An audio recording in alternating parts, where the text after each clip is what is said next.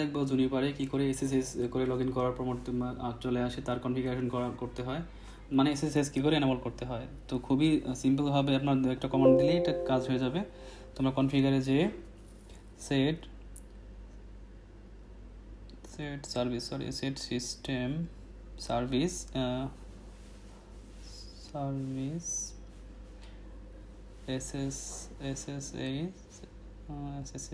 SSH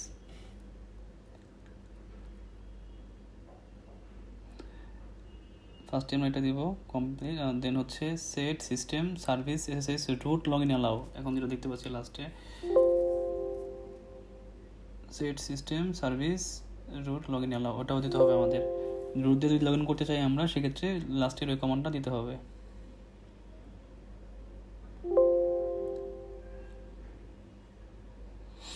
দেখি যে আসলে আমরা কী কী কনফিগারেশন করছি দেখে ম্যাটিকুলান্সে। সেক্ষেত্রে দেখবো যে আমরা এসএসএস কনফিগারেশন করার জন্য দুইটা লাইন আমরা এখানে অ্যাড করেছি,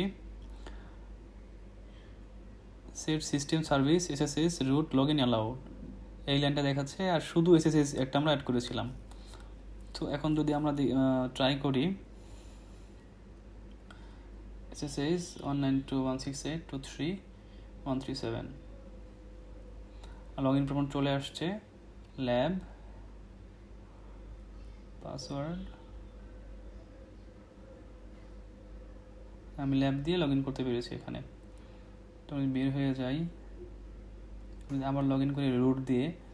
সো রুটকে অ্যাক্সেস দিতে চাইলে ইয়ের মাধ্যমে, কনসোল ছাড়া SSH এর মাধ্যমে, সেক্ষেত্রে আপনাকে ওই কমান্ডটা দিতে হবে, বা একটা কমান্ড দিয়ে আপনার সবগুলো কাজ করা যায়। সেটা হচ্ছে set system service SSH root log in allow.